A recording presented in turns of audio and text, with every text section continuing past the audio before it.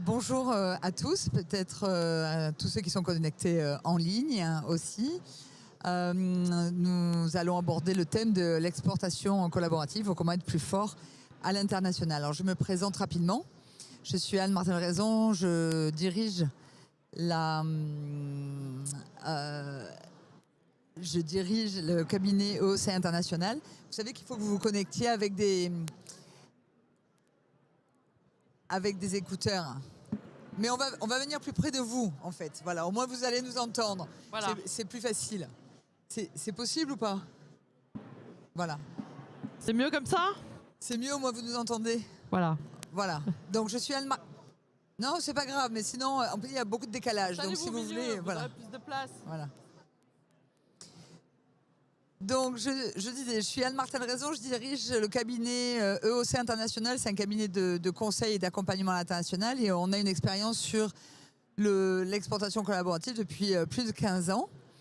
Nous sommes basés à Marseille et on est une équipe de 5 personnes au départ de Marseille. Et on travaille sur une dizaine de pays à l'export. Et je laisse Cécile se présenter. Bonsoir à toutes et à tous, merci d'être là. Donc Cécile Bourry, je dirige la société CBCI basée à Lille depuis une dizaine d'années, une équipe de 5 à 8 personnes en fonction des missions, donc dans l'accompagnement de la stratégie à l'action en passant par la prospection, le terrain et surtout le côté très pragmatique. Alors aujourd'hui, on va vous parler d'exportation collaborative. On en entend beaucoup parler depuis, je devrais dire à peu près depuis le début du Covid. Je pense que les exportateurs ont été un peu perdus dans cette période-là et ont eu besoin et ont eu comme réaction assez spontanée de se serrer les coudes et se rapprocher entre les uns et les autres. Donc on en est ravis parce que ça fait un certain nombre d'années qu'on fait du lobbying pour cette forme d'exportation. Et je trouve que je pense que c'est le bon moment, effectivement, de comprendre ce que c'est. Alors, on parle de l'état d'esprit. C'est quoi le collaboratif, en fait? C'est très différent du collectif. Il ne faut pas, je dirais, mélanger avec le collectif. Le collectif, c'est on part ensemble faire une mission, on est sur un stand de Business France, enfin voilà, ça c'est du collectif. On reçoit des acheteurs, voilà, c'est des partages d'actions en commun, je dirais, mais de manière collective. Le collaboratif, ça va beaucoup plus loin. Le collaboratif, c'est quand on est, c'est pour ça qu'on parle d'état d'esprit, c'est quand on est persuadé qu'à plusieurs, on est plus intelligent que seul. Alors c'est vrai qu'en France, on est quand même très je dirais, pas égoïste, mais assez solitaire sur les façons de faire.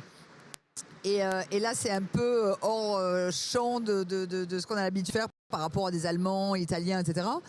Mais en tout cas, effectivement, voilà, c'est de prendre conscience qu'on va être plus intelligent à plusieurs, qu'on va pouvoir aller plus loin, qu'on va pouvoir échanger des bonnes pratiques, qu'on va pouvoir vraiment développer son business de manière plus pérenne en étant à plusieurs plutôt que seul.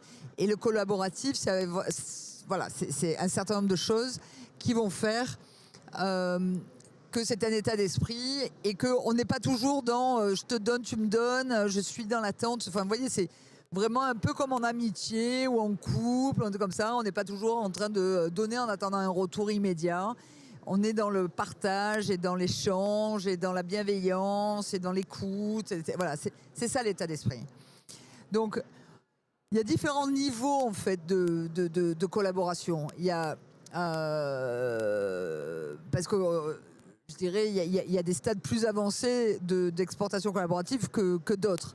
Le premier niveau, je dirais, de l'exportation, enfin de la collaboration entre exportateurs, ça peut être tout ce qui est le simple réseau, le partage de réseau, c'est-à-dire un exportateur qui va dire bah, tiens, moi je pars à Dubaï demain, je sais que toi tu exportes à Dubaï, est-ce que tu as entendu parler de tel importateur, qu'est-ce que tu en penses?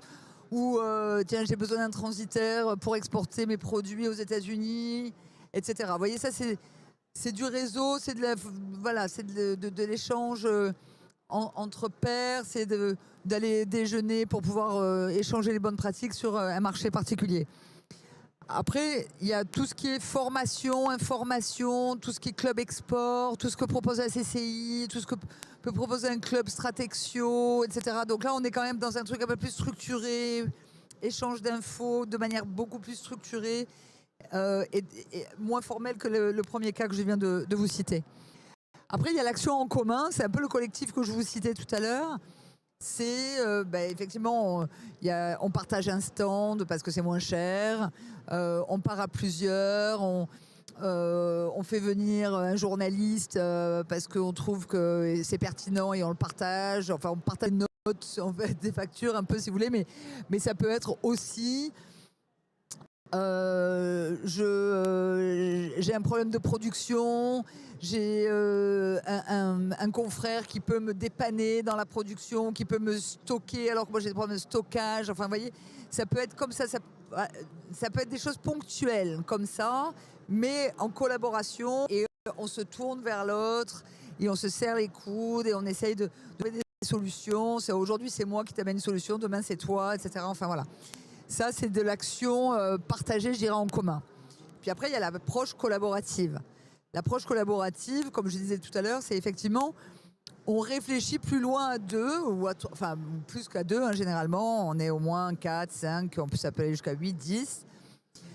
Et quand on parle de collaboratif et d'exploitation collaborative, on est plutôt dans la construction de quelque chose à plus long terme. On est dans le montage d'une offre collective, de manière collective, pour pouvoir travailler vraiment ensemble pour aborder un marché en commun.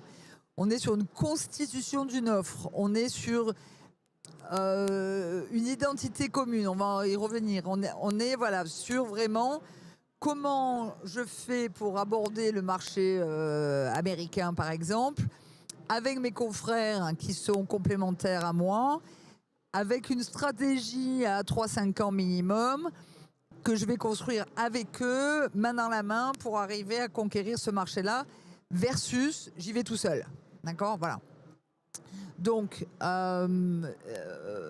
c'est là-dessus. Donc, là, du coup, je vais laisser la parole à Cécile. Pourquoi le groupement ? On va parler vraiment de ce dernier cas, c'est-à-dire le collaboratif, non pas du collectif ou du partage d'infos, mais c'est vraiment là-dessus qu'on va se focaliser et que Cécile va vous dire pourquoi on a intérêt effectivement à se grouper de manière collaborative. Tout à fait, merci Anne. Donc l'idée, comme on vient de le dire, c'est d'avoir une offre structurée. Un groupement qui est créé pour une approche structurée, structurante sur plusieurs années en collaboratif. Alors pourquoi on va créer un groupement ? Qu'est-ce qui va faire qu'on va avoir envie ? Comme vous le voyez, d'abord, la première chose, c'est partager les coûts. On va pouvoir ensemble partager les coûts de constitution, partager les frais juridiques, partager les missions de prospection, partager les études de marché, partager toute l'offre marketing qu'on doit faire. Et ces coûts, si on a la chance d'être 6, 7, 8 membres dans le groupement, c'est divisé par 6, 7, 8 personnes.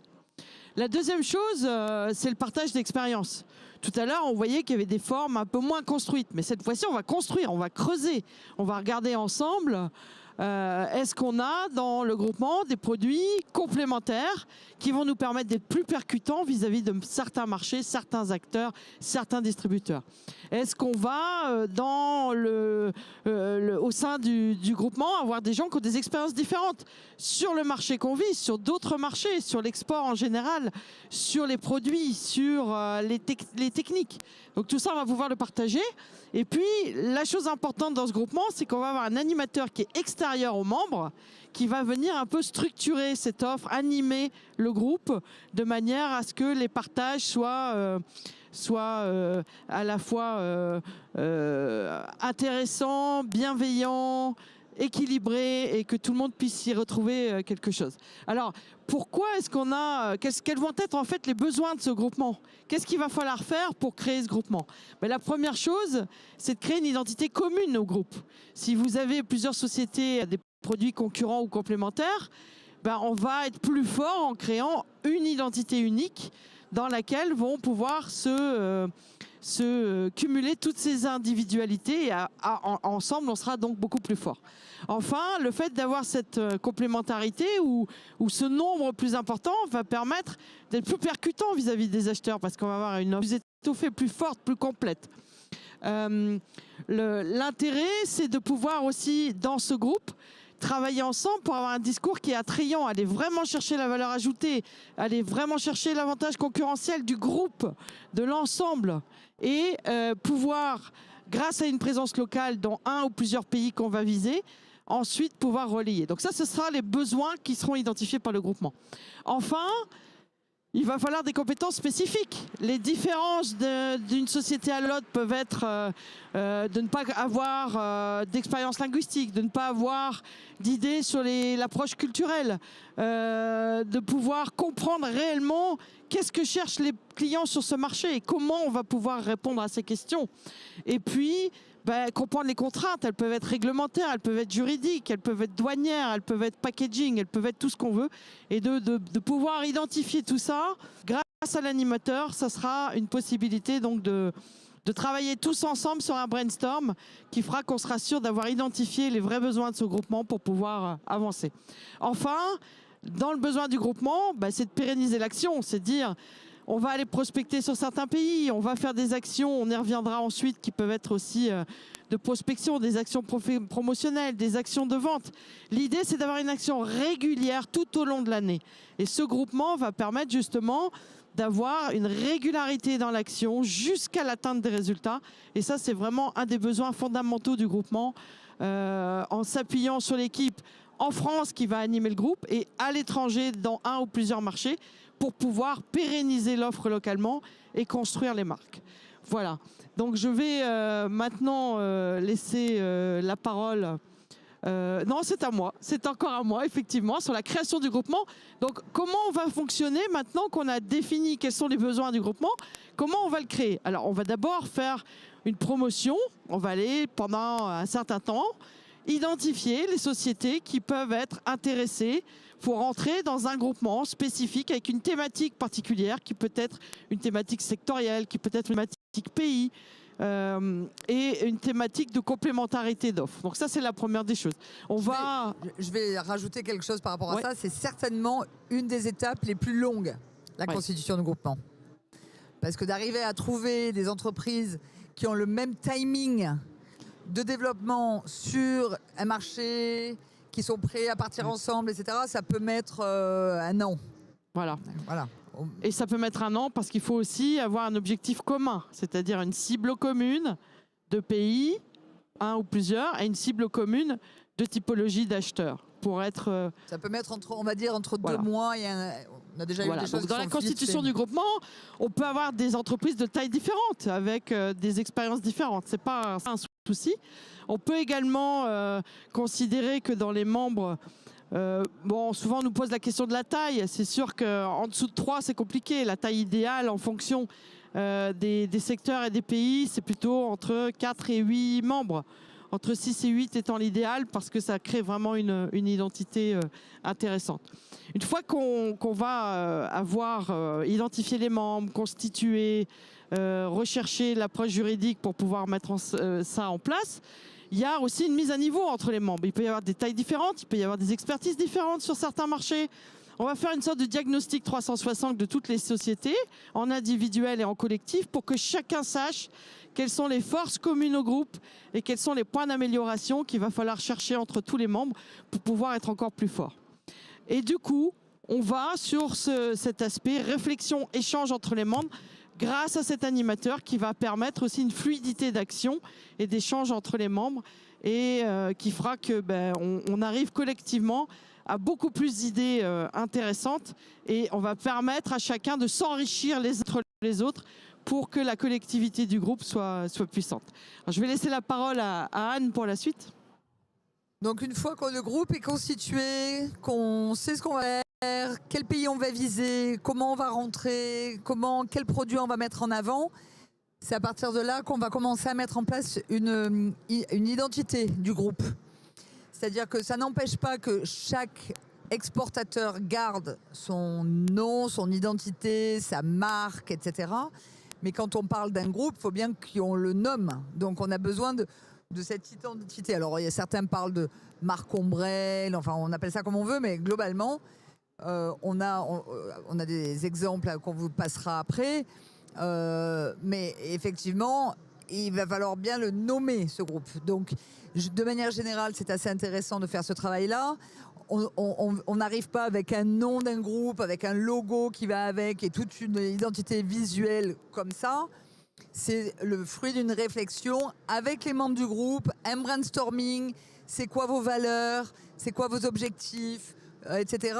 Et on a des gens chez nous dont c'est le métier, puisqu'on a un pôle communication, pour pouvoir effectivement proposer des noms qui soient... Ça paraît facile, mais en fait ça l'est pas, parce qu'il faut que ce soit disponible aussi en .com, etc. Il faut que ce soit pas déjà déposé à l'INPI. Et après, on va décliner toute la charte graphique qui va avec, logo, etc.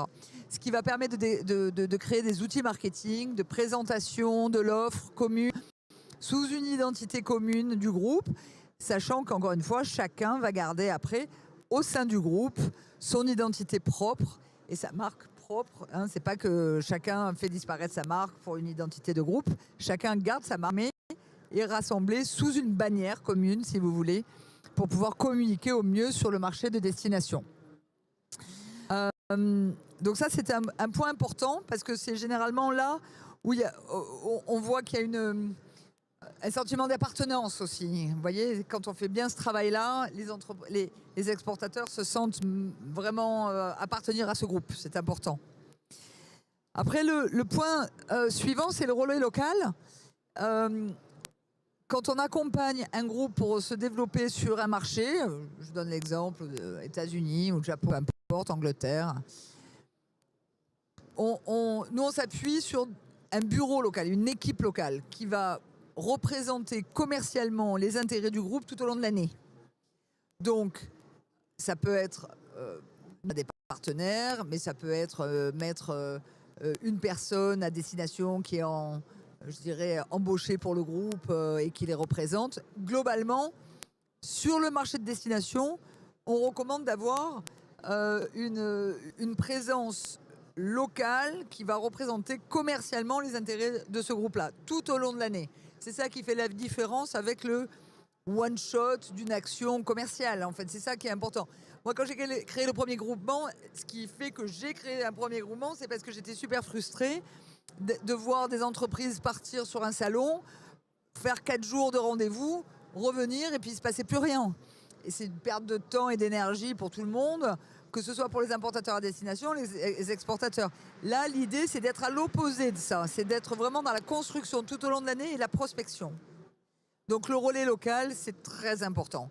Il est en relation, ce relais local, avec l'animateur, avec les exportateurs, et il est là pour vraiment travailler sur le terrain, quoi, et être vraiment les mains dans le cambouis, je dirais, commercial, et avancer sur le marché. Alors sur la prospection, voilà, parlons-en. Son rôle, c'est la prospection. Alors, voilà. Si tant est qu'au départ, dans la mise à niveau des membres, on a identifié qu'est-ce qui nous manquait, peut-être des études de marché, peut-être des études de réglementation, des études de mise en conformité, tout ça on va l'identifier en amont, et une fois que tout ça est très clair pour tout le monde, on va mettre en route la prospection, on va contacter des importateurs, des distributeurs, la clientèle que nous aurons définie à cibler en commun dans la stratégie, et là on va aller mettre les mains dans le cambouis, c'est-à-dire faire de la prospection sur le terrain, de la prospection digitale, de la prospection par les réseaux sociaux, de la prospection téléphonique, de la prospection par de la création d'événements, par des tests, des échantillons qu'on donne aux acheteurs pour qu'ils testent les produits, éventuellement par de la participation à certains salons, par de l'organisation de rendez-vous. En fait, tous les moyens sont permis pour être efficace et que ça fonctionne et qu'on puisse avoir des retours rapides du marché sur l'offre commune qui est présentée. Donc cette étape de prospection est importante et elle est combinée, comme vous le voyez, à l'étape d'action promotionnelle, comme je l'ai dit, qui tout au long de l'année vont permettre aussi de faire monter en puissance la lisibilité de la marque, la lisibilité des produits, la lisibilité des exportateurs de manière à ce qu'on puisse à la fois, grâce à ces événements de testing ou à ces événements d'animation via des influenceurs locaux qui peuvent être également très porteurs de lisibilité sur les marques, et via la prospection en langues étrangères sur les réseaux sociaux ou du community management local, vont permettre de combiner l'offre de prospection à l'offre d'animation, d'action promotionnelle. Voilà. On va vous parler de 2 exemples et de cas concrets. Le premier, donc Cécile va vous présenter un après, moi je vous présente celui-là, qui est en cours en fait, qui est sur la Chine, qu'on a créé en fin 2020. C'est en partenariat avec l'ANIA, l'Association nationale des industries agroalimentaires, et c'est en partenariat aussi avec du financement du ministère de l'Agriculture. Donc là, c'est un groupe de 5 entreprises du domaine agroalimentaire. J'adore ce groupe, d'abord parce qu'il est en cours et du coup, c'est une expérience qu'on vit au quotidien là actuellement. Mais aussi parce qu'il y a beaucoup pensaient que l'exportation collaborative, c'était réservé aux tout petits qui ne savaient pas comment faire, que du coup, parce qu'ils sont tout petits, ils ont besoin d'être avec d'autres, et voilà. Alors que là, en fait, aujourd'hui, pas du tout. C'est-à-dire que dans ce groupe-là, on a très grosses ETI, voire des grands groupes. On a le groupe, par exemple, on a la société Aost, qui fait partie d'un énorme groupe. On a Carambar&Co, qui fait partie d'un très gros groupe, c'est une très grosse ETI. Enfin, vous voyez, on n'a pas des tout petits exportateurs. Il y en a des plus petits aussi, des plus petites PME. Mais globalement, dans ce groupe-là, on a Alain Millat, par exemple, Favrichon, j'en oublie un, Aost. Enfin voilà. Donc on a, en fait, si vous voulez, ça va de la grosse PME et Gulliver, voilà, qui fait des biscuits très haut de gamme, mais qui est une belle PME aussi. Le commun qu'ils avaient tous, c'était de se dire on veut se développer sur le marché chinois. Et vous voyez que le marché chinois, de toute façon, est un complexe. Où vous soyez une très petite entreprise, une ETI ou un très grand groupe, c'est un marché complexe à aborder tout seul. Et que le fait d'arriver à plusieurs avec une offre vraiment large de produits français, agro, était totalement pertinente. Donc on a créé l'identité Follement France, que vous voyez. On a créé le nom, le logo, qui va nous permettre aussi après de faire, une fois que tous les produits seront distribués sur le marché, des promotions en magasin, des promotions en ligne, des promotions sur le terrain. Donc on a voulu faire un logo, par exemple, qui puisse fonctionner en B2C et pas juste en B2B. La prospection là a commencé. On a, je dirais, pour chacun d'entre eux, on a sélectionné les produits à mettre en avant selon le potentiel sur le marché chinois. On a fait toute une période de préparation pour chacun d'entre eux pour qu'ils soient vraiment le plus prêts à aborder le marché et à être présentés à des importateurs. Et là, on est en pleine prospection qui se passe très bien et on espère que les 5 sociétés soient référencées d'ici la fin de l'année pour que l'année prochaine, on passe en mode promotion une fois que tout le monde sera référencé. Et voilà, c'est un groupe qui marche super bien, qui s'entend très bien, où il y a beaucoup d'interactions entre les membres. Et donc, c'est très satisfaisant. Voilà. Alors, je vois que l'heure tourne, on va laisser la place aux questions. Je vais rapidement vous parler d'un groupe passé pour qu'on puisse aussi avoir un exemple différent, avec des résultats différents et une approche différente. Donc, ce groupe a été créé à l'époque en collaboration publique-privée avec la Chambre de commerce internationale de Lille. Et on avait 5 sociétés qui étaient plutôt des petites PME, avec des tailles différentes, de 1 million à 20 millions d'euros de chiffre d'affaires, qui avaient toutes envie d'aller prospecter en Asie. Ces sociétés avaient déjà de l'export en direct sur d'autres pays et elles avaient décidé que les pays d'Asie, elles allaient les faire ensemble et les pays des Scandinaves. C'est pour ça que vous voyez qu'il y a 2 approches. Il y a eu une première approche avec une embauche d'un VIE qui a été cadré pendant 2 ans pour prospecter la Scandinavie et ensuite un deuxième VIE pour faire l'Asie. Donc grâce à ce groupement, ces sociétés ont pu être présentées, représentées dans 20 pays différents pour des coûts qui étaient en moyenne entre 4 et 10 fois moindres que si elles avaient dû y aller seules. L'autre avantage de cette société, comme vous le voyez, c'est très complémentaire dans les produits. On s'est rendu compte lorsqu'on prospectait, lorsqu'on manageait ce VIE qui allait régulièrement dans tous les pays voir les clients, que une des sociétés ne serait jamais rentrée si l'autre n'avait pas pris le rendez-vous. C'est-à-dire que globalement, ce My French Room, qui était l'idée de dire j'ai 5 entreprises de la décoration qui ont un groupe, intéressait les acheteurs parce que justement, il y avait une offre complémentaire. Il y avait des produits de revêtement de sol, des produits de revêtement de mur, du mobilier, du robinet. Donc du coup, beaucoup plus intéressant pour une cible commune d'architectes, décorateurs ou d'hôtels 5 étoiles de recevoir 5 offres différenciantes en même temps.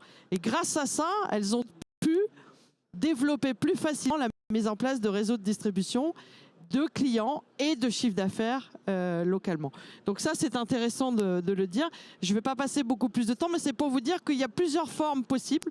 On peut avoir des représentants locaux, on peut manager en mettant des VIE à distance, mais c'est toujours important d'avoir un animateur côté français et de la présence locale. C'est le plus important à comprendre. Alors, je ne sais pas dans quel secteur vous êtes. Je vais vous donner un autre exemple de quelqu'un dans l'industrie mécanique qui, tout seul, faisait de la mécanique de précision, ne pouvait pas aller atteindre des acheteurs donneurs d'ordre comme des bombardiers, comme des gens de renom à l'étranger pour prospecter sur des marchés limitrophes, et qui lui a mis en place une offre intégrale avec tout le bureau d'études, la peinture qui allait autour, et grâce à ça a pu rentrer chez des grands groupes au niveau européen avec une prospection directe dans ces différents marchés. Donc il n'y a pas de secteur dans lequel ça marche plus, ça peut marcher pour tout le monde. L'important, c'est la volonté de départ, la posture du dirigeant, l'envie d'aller dire ben moi, mon produit complémentaire, ça serait ça. Réfléchissons ensemble. Comment est-ce qu'on peut aller chercher les entreprises complémentaires? J'aimerais bien aller dans tel pays. Comment est-ce qu'on peut faire? Et ça part de là. Et ensuite, ben, on construit avec vous. Il y a aussi toute cette notion d'offres françaises, hein, de made in France, de made in région, etc. Donc on est dans ces concepts-là aussi. Quand vous arrivez sur un marché lointain, le fait d'amener une solution française qui va souvent être comparée à une solution allemande ou américaine ou peu importe, on est dans ce concept-là. Et être à plusieurs, on est forcément beaucoup plus fort que si on arrivait seul. Voilà. Est-ce que vous avez des questions? Voilà. Est-ce que quelqu'un a déjà fait de l'exportation collaborative ici? Non. Est-ce que vous avez peut-être des besoins, des questions que vous voudriez poser?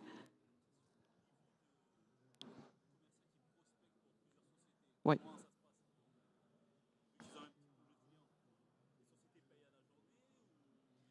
Généralement, c'est au forfait annuel. Voilà. Généralement, il y a un budget annuel qui est présenté au groupe. Et les exportateurs, voilà, ils s'engagent là-dessus, et puis ça permet de payer un certain nombre de frais. Alors, ce qu'il faut savoir, c'est que vous l'avez vu, comme on a une identité de groupe, il y a une carte de visite du groupe. Le commercial qui va vous représenter localement, que ce soit quelqu'un, un partenaire local, ou que ce soit un VIE ou quelqu'un d'autre que vous embauchez, va venir avec une carte du groupe et va ensuite présenter toutes les solutions. Donc, vous avez la garantie d'avoir du reporting régulier, vous avez la garantie d'avoir les résultats de ces prospections, et vous avez en fait quelqu'un qui est sur place en permanence en train de parler de vos produits, de votre offre de service. Donc, voilà, généralement, ça permet, comme je vous le disais tout à l'heure, parfois de rentrer chez quelqu'un où on ne serait pas rentré tout seul parce qu'il y a cette offre commune. Et puis, ça vous permet, globalement, lorsqu'on fait des études de reporting, lorsqu'on est ici basé en France et qu'on fait ces réunions, bah, d'analyser ce qui fonctionne bien, qu'est-ce qu'on peut faire collectivement pour que ce commercial soit encore plus percutant. Donc, l'idée d'avoir cette synergie d'animation vous permet aussi d'aller dire, de faire des remarques, de venir compléter en tant que membre d'un groupe, donner des solutions pour être encore plus rapide, plus percutant dans le groupe pour amener des résultats. Mais c'est en toute transparence entre tous les membres du groupe. Est-ce que ça répond à votre question ?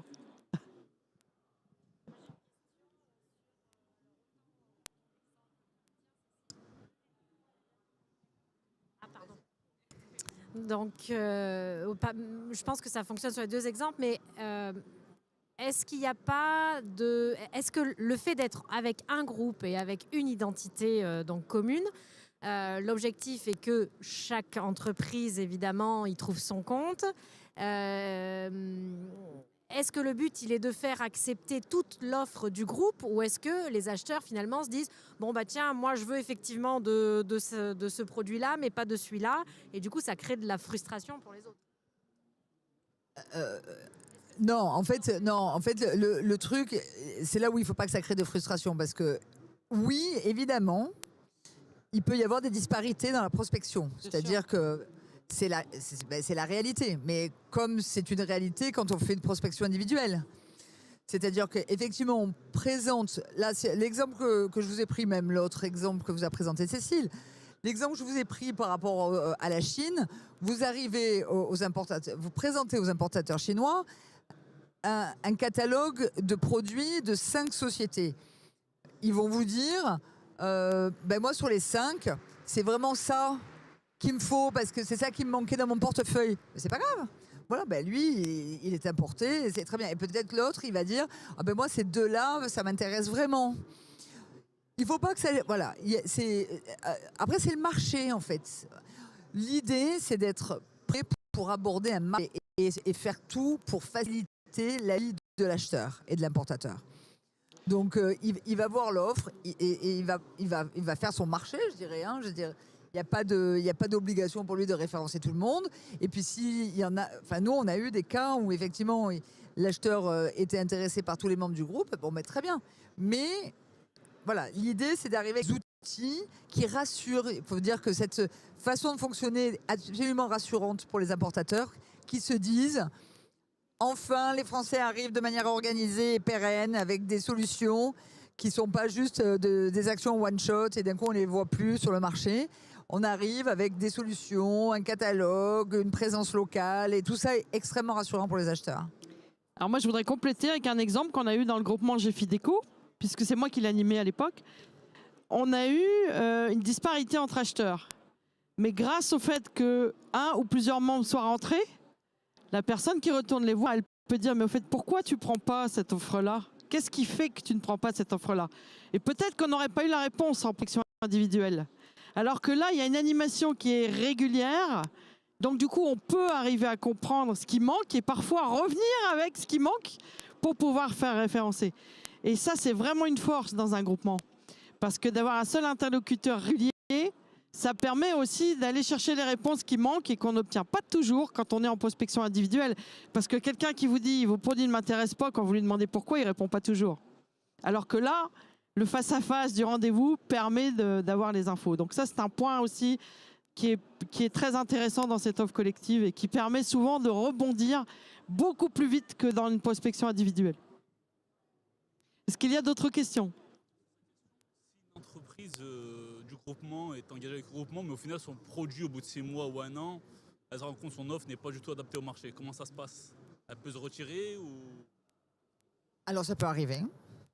Encore une fois, hein, c'est la vraie vie en fait. D'accord? C'est la vraie vie. C'est-à-dire que vous y alliez de manière individuelle ou collective, si votre produit n'est pas adapté, alors on essaye quand même, quand on est dans un projet comme ça, parce qu'après ça déstabilise un peu le groupe quand même, on essaye quand même de valider. Généralement, j'ai rarement eu quand même une situation où il y a un des membres du groupe, son offre est absolument pas adaptée, il est obligé de partir. Ouais, on arrive à l'identifier en amont. Généralement dans les échanges en amont, on arrive à l'identifier. Mais déjà, ça peut, en tout cas, ce qui peut arriver, c'est qu'il y en a un dans le groupe qui a plus de mal parce que peut-être qu'il faut qu'il adapte un peu plus son produit par rapport aux autres. Peut-être qu'il faut qu'il monte en gamme. Il faut peut-être qu'il change son packaging. Peut-être qu'il a un problème de prix. Enfin, il peut y avoir plein de choses. Et l'avantage, c'est que quand on est à plusieurs comme ça, de manière générale, moi j'ai toujours vu les uns et les autres tirer vers le haut parce qu'en fait, c'est une espèce de spirale positive qui fait que si ton produit, d'abord tu le vois, si ton produit il a un packaging qui ne tient pas la route par rapport aux autres, généralement tu te rends compte tout seul et tu vas faire ce changement-là. Si tu vois que ton produit il est adapté mais il est plus cher que tout le monde, tu essayes de voir comment tu peux améliorer les choses. Enfin, le fait d'être en groupe permet aussi de se mesurer les uns les autres pour pouvoir atteindre quelque chose de plus harmonieux dans l'offre. Et ce travail-là, il se fait tout au long de l'année. Je pense que ce qui est important, c'est comme dans toute prospection, qu'elle soit individuelle, collective ou collaborative, c'est vraiment de se dire, on a la chance d'avoir quelqu'un qui va régulièrement nous donner des informations sur les retours du marché. Ce qui fait qu'on n'est pas bredouille. Si ça ne marche pas, on sait pourquoi et on sait ce qu'il faut faire pour que ça marche. Parfois, ça peut être un changement de pays, un changement de marché, un changement de packaging, comme l'a dit Anne. Mais ce qui est important, c'est que vous aurez toujours l'information qui vous permet d'avancer dans votre croissance. Alors que peut-être en individuel, c'est plus difficile d'aller chercher l'information. Quand quelqu'un n'est pas intéressé, il ne répond pas. C'est ça. Est-ce qu'il y a d'autres questions ? Est-ce que vous accompagnez les projets de l'industrie culturelle, production de contenu ? En fait, il n'y a pas de secteur qu'on met à part, que ce soit la production, que ce soit culturelle, agro, industrielle, etc. L'idée, c'est d'arriver sur le marché avec une offre qui soit plus attrayante parce qu'elle est plus large que si elle était individuelle. C'est ça l'idée. Et d'avoir une meilleure visibilité, du coup, sur le marché. Donc, oui, on accompagne. Il n'y a pas de raison de ne pas pouvoir accompagner un pro. Il n'y a pas de raison, ça va s'identifier beaucoup en amont. C'est-à-dire qu'on va identifier ensemble quelle stratégie on va avoir, quelle approche, quel marché, quelle complémentarité culturelle. J'ai un exemple qui me vient en tête. On a accompagné quelqu'un qui fait des concerts de peinture. Donc, artiste dans la musique, artiste dans la peinture. Donc, la complémentarité, vous la voyez. La lisibilité des galeries d'art, la lisibilité des concerts de peinture, la lisibilité de la musique. Le potentiel est vaste. Mais c'est tout à fait possible. La difficulté, c'est ce que je disais un peu au départ, c'est la constitution du groupe. C'est ça qui est le plus long. C'est-à-dire que pour partir, il faut être au moins 4-5 qui est le minimum. Parce que sinon, c'est trop restreint en termes de complémentarité, on va dire. Donc après, c'est de trouver les 3-4 autres sociétés qui sont partantes sur le même marché, qui ont le même timing, qui ont les mêmes objectifs en même temps. Enfin, vous voyez, c'est ça qui est souvent le plus long. Mais ça peut être long comme pas long. Nous, on a monté là un groupe de producteurs de champagne en début d'année. De moins, c'était fait. Parce qu'il y avait une volonté à plusieurs, ils se connaissaient, et une volonté à plusieurs de partir ensemble sur un marché commun. Donc, il n'y a pas de règle en fait. C'est Anne, très empirique. Je crois qu'on est rappelé à l'ordre par le digital qui a d'autres créneaux derrière. En tout cas, nous, on a été...